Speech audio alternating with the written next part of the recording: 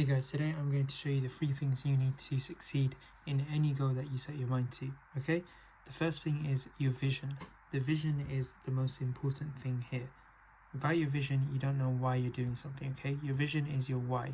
It has to be bigger than yourself. It has to be something that inspires you to continuously want to do it and continuously want to move yourself forwards. An example is the student who aims for A stars, who aims to do really well so that they can get a good job, so that they can provide for their family, so that they can help their family out, and so that they can take care of more people in the future, so that they can give more in charity. An example is the doctor who's just doing it because their family members are also doctors, or there's a bit of money in it, versus the doctor who wants to revolutionize medicine, or the doctor who wants to go into it and take part in helping in humanitarian efforts, right? Which one will go further? Definitely the second doctor. The third thing is effort, okay?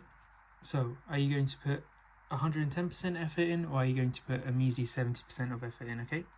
You put 110% in, you're going to get results that show that. If you put 70 in, you're not going to get that at all.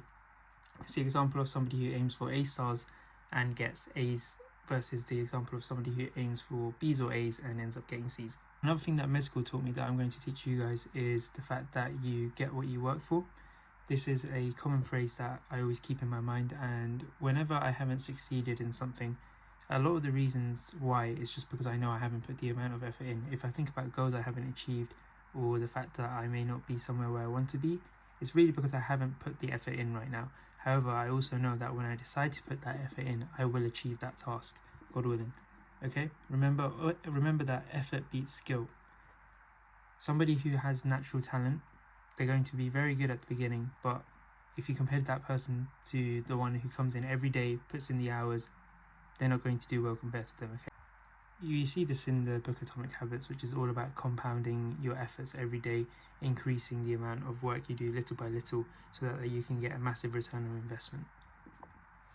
The third and final example is strategy. So strategy is the fact that you can put in 110% effort, you can have an amazing vision, but if you're not using the right techniques, you won't succeed, okay?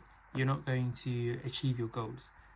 Now, that means you have to really think about how you're going to do it. You have to think smart. You have to research it. You have to use tried and tested methods. You have to look at other people who have achieved the same thing you're trying to achieve.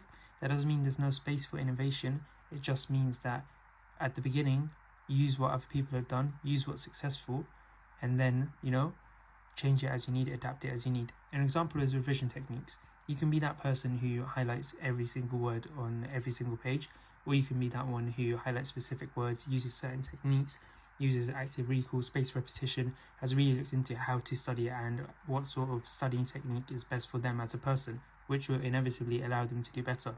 So I think an example of somebody who encompasses all 3 of these things is, Muhammad Ali. He's one of the greatest boxers the world has ever seen. His vision, he wanted to be one of the greatest boxers. His strategy, you could see it in his fights. He exuded his strategy, float like a butterfly, sting like a bee. And effort, the guy was training relentlessly. He didn't stop. So next time you're trying to achieve a goal, remember, what's your vision? How are you going to put in 110% effort? And what's the strategy?